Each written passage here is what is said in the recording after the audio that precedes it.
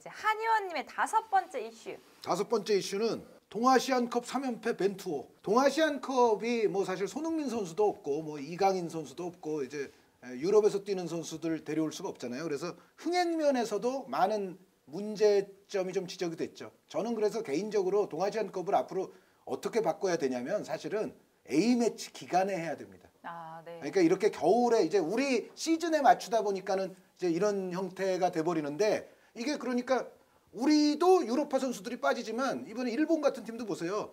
그 연령 어린 선수들 위주로 해서 내보냈잖아요. 그리고 그러니까 모든 팀들이 주력으로 나가질 않고 그냥 어떻게 보면 약간 그냥 대충 하는 대회처럼 여겨지면서 홍보도 좀 잘 안 되고 또 이번 같이 장소도 이제 부산이면은 조금 또 가기가 쉽지 않고 이제 그런 상황인데 뭐 동아시안컵에 여기서 체제를 얘기할 건 아니지만 저는 A매치 기간에 미니 토너먼트로 해서 치를 수도 있거든요.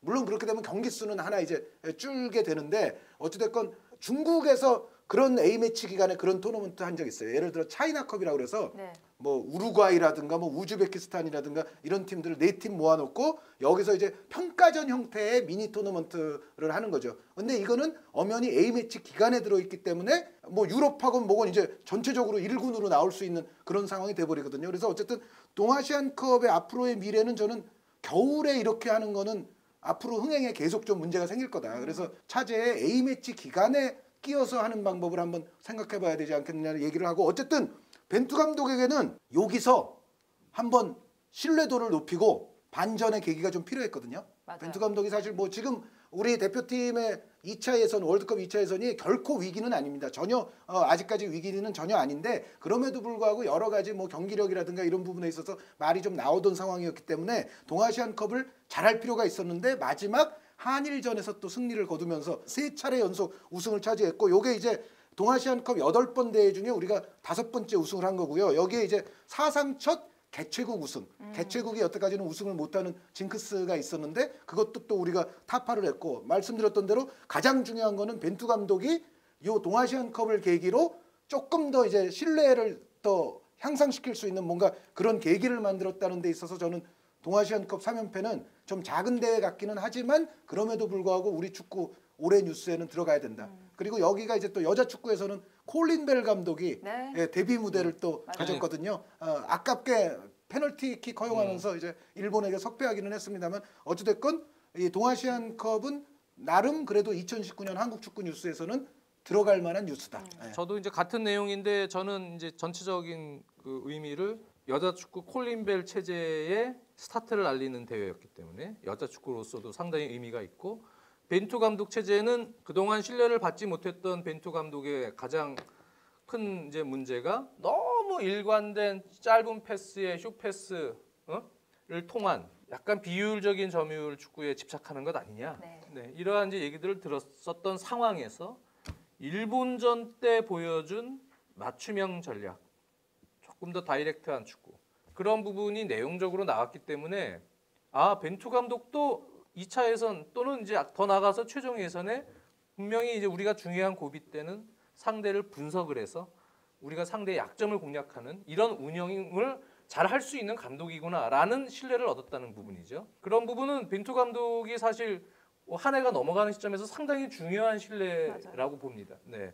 그렇기 때문에 아마 그 일본전 승리가 벤투 감독에게는 뭐 개최국 처음 뭐 우승도 가져다 주고 여러 가지 의미도 있지만 역시 내년을 보내는 데 있어서 상당히 이제 큰 힘을 받는 그런 계기가 됐지 않느냐. 마음 편하게 또 휴가를 가는 이런 상황이 됐어요. 그래서 동아시안컵 때에는 짚어줘야 될 것 같다. 네.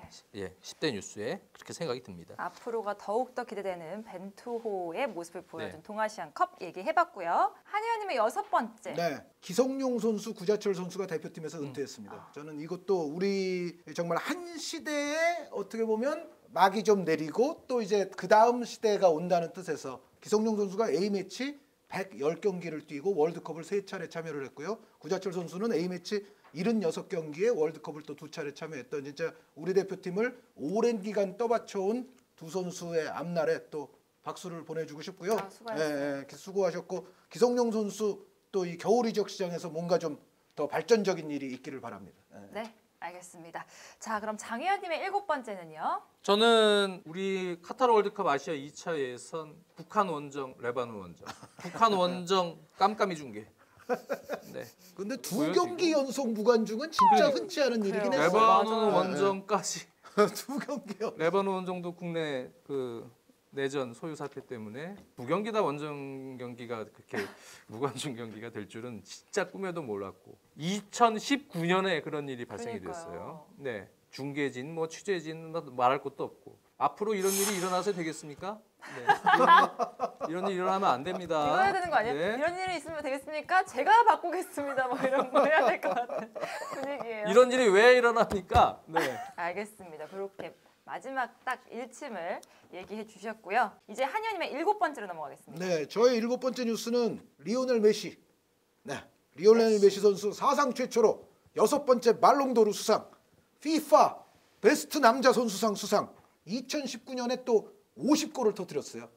물론 레반도프스키 선수가 54골을 터뜨리기는 했습니다만 어쨌든 리오넬 메시는 여전히 파릇파릇하다.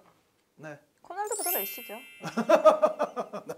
네. 알겠습니다. 장혜연님의 8번째. 저의 8번째는 리버풀입니다. 아, 리버풀. 네, 2019년은 유럽 축구 리버풀이라는 단어가 아마 가장 많이 나오지 않았을까. 전체적으로는 이제 챔피언스리그 역대 챔피언스리그 가장 기적의 경기가 연이어서 이틀 동안 나왔고요. 네, 팬들이 잘 아시는 준결승 리버풀이 안필드에서 기적을 연출했죠. 네, 바르샤 원정에서 0대3으로 지고 와서 안필드에서 홈에서 4대0으로 대승을 거두면서 대역전 드라마를 연출했죠. 네. 그리고 그 다음 날 경기 준결승 토트넘은 또 암스테르담의 기적. 네, 아약스 원정을 가서 후반부터 시작이 됐습니다. 후반에 3골을 넣어야 되는 상황에서 종료 직전에 모우라가 해트트릭을 달성을 하면서 극적인 승부를 이뤄냈는데 여기에 토트넘이 살짝 끼지만 어찌됐든 리버풀은 챔피언스리그에서도 기적을 일으키면서 우승까지 이제 차지를 했고 조별리그부터 시작이 돼요. 그 기적은요. 사실은요. 그리고 나서 프리미어리그에서는 기적적으로 우승을 놓칩니다. 1패 준우승이니까. 1패를 당하고도 30승 7무 1패를 당하고도 맨시티에게 승점 1점 뒤지면서 우승을 놓치는 그런 또 아픔을 겪습니다. 그래서 역시 리버풀이라는 한 단어로 2019년은 또 요약이 될 수 있는 그런 상황이 아닌가 생각을 합니다. 네, 알겠습니다. 한현님 8번째. 네, 리버풀의 전진 어디까지? 이거 저의 8번째 제목인데요. 같네요. 지난 시즌 이제 후반기가 될 거고 올 시즌 전반기 요게 이제 리버풀의 2019년이잖아요. 제가 리버풀이 2019년 동안 한 경기를 다 손으로 세 가지고 보니까 공식 경기 41승 10무 5패를 했어요. 네. 41승 10무 5패면요 엄청난 근데 성적이에요. 최근 사실은. 리그컵 그렇죠. 패배는 완전 어린 그러니까요. 선수들을 예. 보냈거든요. 이거는 이제 클럽 월드컵 관계가 있었기 때문에 이제 그거는 그런 솔직히 거고. 빼줘도 되겠다. 예, 예. 네. 그러면서 리버풀이 올해 UEFA 챔피언스리그 우승, UEFA 슈퍼컵 우승, FIFA 클럽 월드컵에서 이제 챔피언에 올랐고 그리고 뭐니 해도 지금 올 시즌 현재 상태로 보면 1990년 이후 첫 감격의 리그 우승이 유력해지고 있는 상황이죠. 지금 저희 녹화 기준으로 한 경기 적게 치른 현재 2위보다 승점이 이제 10점이 앞서 있어요. 그래서 네. 만약에 이제 그건 내년 일이 되겠습니다만 리그 우승을 정말 오매불망 그 우승을 차지할 수만 있다면 리버풀이 지금보다 더 나아갈 수 있고 클롭 감독이 정말 리버풀의 빌 쉔클리 못지않은 또 정말 거장으로 올라서지 않을까. 다른 팀 팬들은 지금 리버풀의 우승을 거의 확신하거든요. 네. 저도 그렇거든요. 그래서 제가 가끔 이제 리버풀 팬을 만나면 리버풀 우승이지 뭐 우승이야 이러면 리버풀 팬들은 거의 다가 아니에요 아직 몰라요. 아니에요. 아직 몰라요. 지금 그래서 그러더라고요. 실제로 그만큼 리버풀 팬들은 오랜 기간 우승하지 못한 부분에 대해 있어서 올 시즌은 오히려 되게 조심하고 있더라고요. 알겠습니다. 이렇게 한의원님까지 8번째 이슈까지 해봤고요. 이제 9번째 이슈 장혜연님께 여쭙겠습니다. 9번째 뉴스는 조금 안타까운 뉴스입니다. 2019년 1월 21일에 있었던 얘기죠. 에밀리아노 살라, 낭트의 에밀리아노 살라, 카디프 시티행이 확정이 됐던 선수인데요.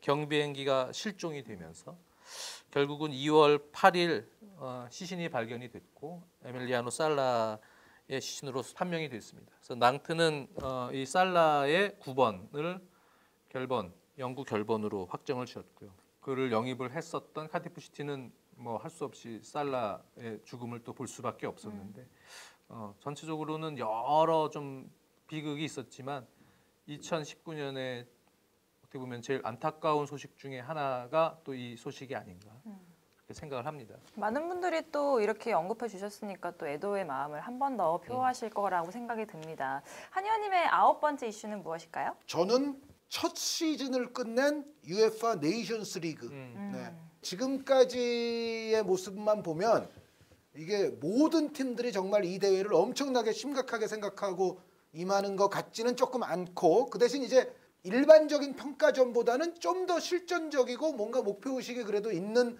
어떤 실험적인 그런 라인업으로 또 임하는 팀들도 있기 때문에 나름의 또 뭐 긍정적인 효과도 있는 거는 같습니다. 그리고 지난번에 제가 뭐 자세히 설명해 드렸지만 또 유로를 향한 어떤 약간 패자 부활전 형태의 또 예선 통과에 대한 어떤 두 번째 기회, 세컨 찬스 이것도 이제 제공을 하는데 어쨌든 첫 번째 시즌을 시작한 네이션스 리그에서 포르투갈 우승, 호날두 선수가 또 국가대표 트로피를 하나 추가했어요. 네. 그리고 준우승 네덜란드, 3위 잉글랜드, 4위 스위스로서 마무리가 되는데 어쨌든 네이션스 리그가 첫 시즌을 끝냈기 때문에 저는 이 뉴스를 포함을 시켰습니다. 네, 알겠습니다. 자, 이제 대망의 마지막 10번째 이슈. 저희 10번째는요. 제가 첫 번째가 정정용호 입세 월드컵이라 했다면 또 마지막은 또 이강인 선수가 마무리를 하도록 하겠습니다. 이강인 선수가 프리메라 리가에서 만 18세 219일 만에 데뷔골을 넣었습니다. 네, 정말 대단하죠. 발렌시아와 헤타페전이었습니다. 발렌시아 내 외국인 선수로는 최연소 득점 기록을 세웠고요. 그리고 구단 내 그냥 최연소 득점으로는 5위에 해당하는 우리나라 선수로는 대기록이고 뭐 이강인 선수가 20세 이하 월드컵 이후부터 거의 이강인 신드롬이라고 할 만큼 아주 대단한 열풍을 지금 몰고 왔기 때문에 지금 이강인 선수는 2019년에 따로 좀 언급을 해주고 싶다. 네. 그리고 이제 내년이 더 기대가 되지 않습니까? 2020년 원더키드로 거듭나라. 거듭나라. 네, 이강인 선수. 이강인 선수를 응원하지 네. 않는 사람은 아무도 없을 그러니까요. 거예요. 2020년 원더키드가 바로 이강인이었어요. 그래서 하늘 나는 자동차 이런 거 다 뻥이고 이강인. 네. 알겠습니다. 파이팅이에요. 아, 기분 좋게 아이, 또 탑10 기분 마무리 좋습니다. 네. 지어주셨고요. 네. 마지막 한 의원님. 저의 마지막은 올해 FIFA의 최대 행사는 우리에게는 좀 아니었을 수 있지만 그래도 FIFA 여자 월드컵이었습니다. 아, 네. FIFA 여자 월드컵에서 미국이 역대 통산 4번째 우승을 차지했는데 여자 월드컵이 여태까지 8번 했거든요. 미국이 이제 4번 그리고 독일 2번, 노르웨이, 일본이 각각 한 번씩 해서 미국이 전체 거의 반을 전체 반이죠. 반을 차지를 했는데 이번 이제 여자 월드컵을 보면서 가장 느낄 수 있었던 거는 여자 축구 잘하는 나라들의 지도가 조금 바뀌었어요. 유럽이 초강세였습니다. 그러니까 네. 뭐냐면 미국이 우승을 했지만 8강에 미국과 유럽 7나라가 8강을 구성을 했는데 이런 일이 사실 굉장히 드문 일이에요. 왜 그러냐면 여자 축구는 아시다시피 아시아가 꽤 잘하는 나라들이 전통적으로 많잖아요. 네. 옛날에는 중국이 잘했고 그 다음에는 북한이 잘했고 그 다음에는 또 일본이 잘했고 이런 나라들이 이제 8강에 한 자리 정도는 점유하는 일이 많았었고 또 이제 마르타 선수가 있었던 전설적인 그 브라질도 8강 정도까지는 또 오는 경우들이 많았기 때문에 그렇죠. 이렇게 유럽 7팀 이런 경우는 사실은 매우 좀 보기 드물다고 해야 되는데 이게 왜 그러냐면 예전에는 예를 들어 뭐 네덜란드니 뭐 스페인이니 이런 나라들이 남자 축구는 잘해도 여자 축구는 사실 그닥이었어요. 그러니까 예전부터 이제 뭐 예를 들어 뭐 노르웨이, 독일, 스웨덴 이제 이런 나라들은 여자 축구를 잘했지만 요즘은 예전에는 여자 축구가 약간 그닥이었던 나라들이 여자 축구를 이제는 잘해요. 그리고 프랑스나 잉글랜드 같은 나라들도 지금으로부터 한 15년 전, 20년 전과 비교하면 지금은 더 잘해요. 프랑스는 이제는 뭐 엄청난 그렇죠. 우승 후보가 됐잖아요. 여자 축구에서. 그래서 유럽세가 평균적으로 전체적으로 굉장히 많이 올라왔고 강팀의 숫자가 많아지는 동시에 이번 여자 월드컵에서 보면 아시아세가 매우 하락했음이 나타나고 있죠. 그러니까 일본이 월드컵 우승까지 차지했던 적도 있었지만 지금은 일본도 그 정도의 파워가 아니고 우리도 굉장히 위기의식을 조금 여자 축구가 느껴야 되고 그래서인지 몰라도 여자 챔피언스 리그 우승 경력이 있는 콜린 벨 감독을 이제 우리 대표팀이 선임을 했는데 요거는 아주 제가 봤을 때는 대한축구협회가 요거는 굉장히 잘하는 것 같다. 콜린 벨 감독 이렇게 직접 보면 말도 굉장히 재밌게 합니다. 네. 아마 여자 선수들에게 좋은 어떤 전술적이고 기술적인 좋은 것도 있지만 또 여자 선수들의 어떤 사기 면에서도 콜린 멜 감독이 분명히 잘할 수 있는 성향이기 때문에 지금 여자 축구계의 추세로 봤을 때는 우리도 이제는 여자 축구가 조금 더 선진적으로 갈 필요가 있는데 이 타이밍에 딱 그래도 네. 외국인 좋은 감독이 선임이 됐다고 생각을 합니다. 자, 이렇게 2019년도를 마무리 짓는 과정에서 우리가 축구 결산 탑 10 뉴스를 살펴봤습니다.